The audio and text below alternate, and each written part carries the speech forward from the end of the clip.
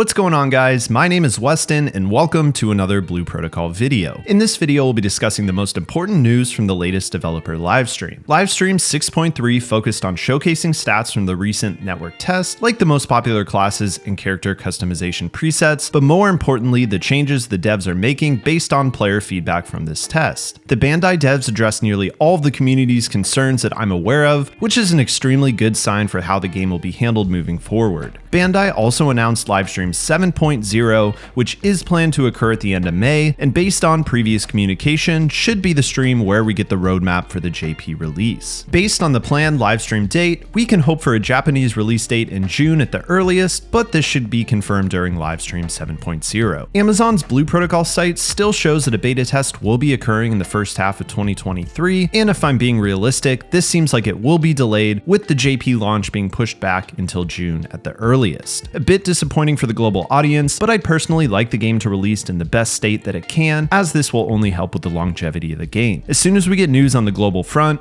I'll be sure to make a video, so if you want to stay up to date on the latest Blue Protocol news, consider subscribing to the channel. Massive shout out, as always, to Blue Protocol Database and Aethersong for the livestream translations. Links to both of them are in the description. With that out of the way, let's discuss the news from the recent developer livestream. First, the devs covered some of the common bugs found, as well as the banning of accounts caught violating Bandai's TOS. Overall, there seem to be very few major bugs. The bugs were either patched during the test or are currently being investigated, and overall the servers were stable throughout the duration of the test. It was good to see that cheating was detected, as this not only affects game stability, but also ensures fair gameplay. Next, the devs broke down the most popular character presets and classes. It's no surprise to me that most players chose the female body type and went a little crazy on the sliders, if you know what I mean. Overall, the female class is by far the most popular. Of the classes that made it to level 20, the most popular was the Blade Warden, and the least popular was the Foe Breaker, although there was a pretty even breakdown, which shows that classes are nearly equally appealing to players and relatively well balanced. The devs are still making adjustments to class balance, which we will discuss near the end of this video. If any of you played the recent Diablo 4 beta, you probably noticed how incredibly unbalanced those classes felt at lower levels. While this isn't necessarily indicative of how classes play at endgame, it may still deter people from picking classes at the start, and having a well-balanced party in Blue Protocol definitely brings a lot of value. One of the most common problems in many MMOs is a wild imbalance in class types, leading to long queue times for dungeons and raids, as no one wants to try to take on a tough fight with a team lacking a healer or tank. If Blue Protocol can avoid this from the start, it will definitely be an impressive feat. Some other stats were presented on player progression, although these are mostly indicative of total playtime, so they're not really that interesting.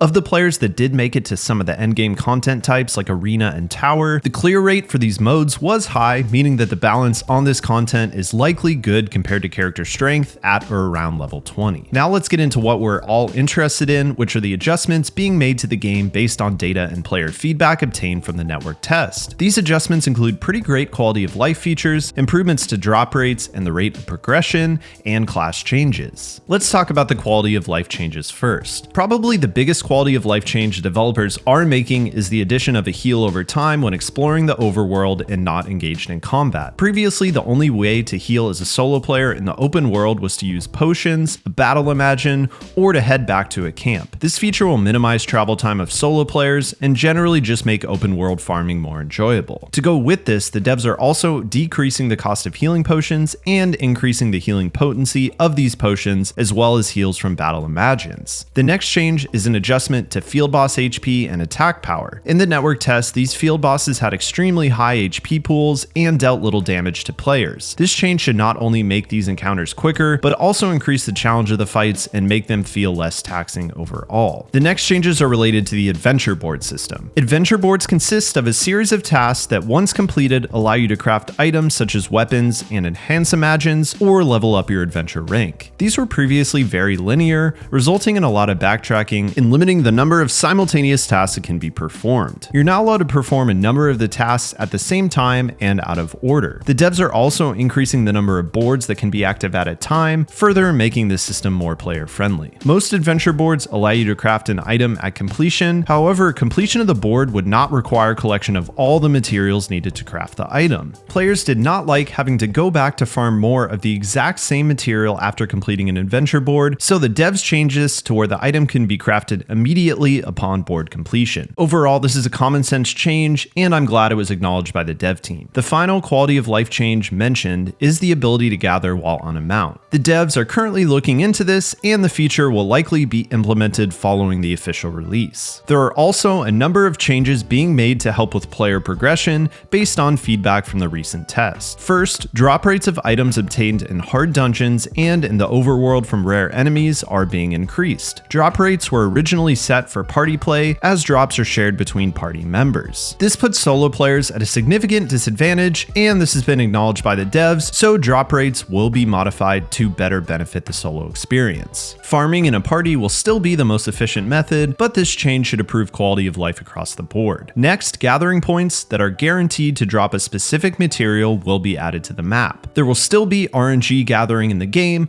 but certain points will guarantee specific items. Finally, the level cap based on adventure rank is being removed. Before this change, character level was capped based on what adventure rank you were at. Leveling up adventure rank requires completing tasks in the adventure board, as well as rank up exams, and these systems were determined to feel unbalanced by both players and the developers, and therefore this restriction has been removed. Players will still need to level up adventure rank to unlock new gear, but you can continue to raise level and get stronger before doing so, in case you get stuck on the rank up exam. The last topic of the developer stream addressed changes being made to the various classes. A number of general changes were discussed. First, Bandai noted that during the network test, players complained that the Blade Warden, Twin Striker, and Spellweaver felt very weak early on. These classes will be buffed to be stronger at lower levels and improve their overall gameplay. Second, the cooldowns on class buffing abilities have been reduced across the board. This will likely include things like the Blade Warden's Reinforcing Circle skill, which decreases damage taken while active, or the Spellweaver's Concentration skill, which increases mana generation. These skills previously had skill cooldowns between 60 and 70 seconds, and therefore had an extremely long downtime between uses. Cooldown diversity between skills is also going to be increased, which should allow for the ability to use less impactful skills more frequently, and therefore strengthen class identities and just generally improve the flow of combat. Other class-specific changes are also being made. It was noted that early on, the Blade Warden does not have all abilities to be an effective tank despite being the primary tank class at launch.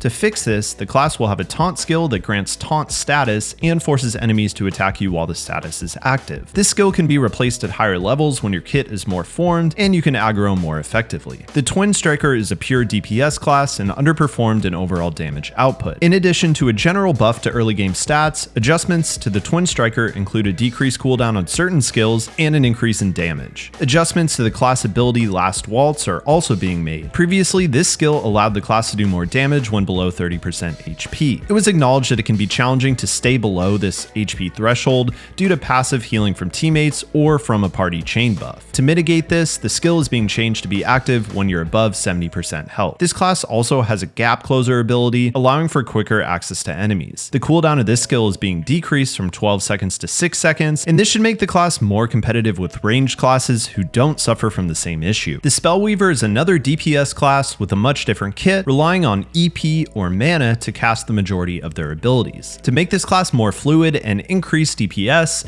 EP cost is being reduced across the board, along with an increase in damage of some of their skills.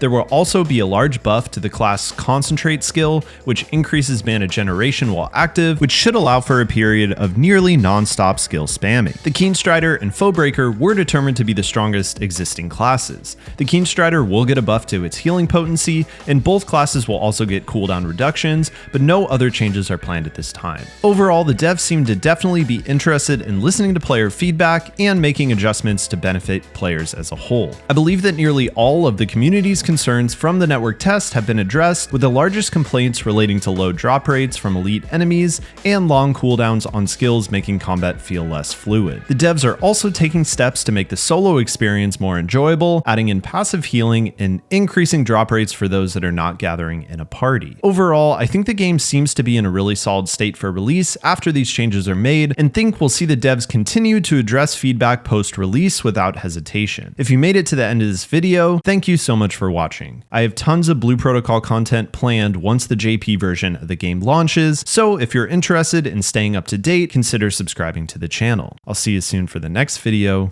Peace.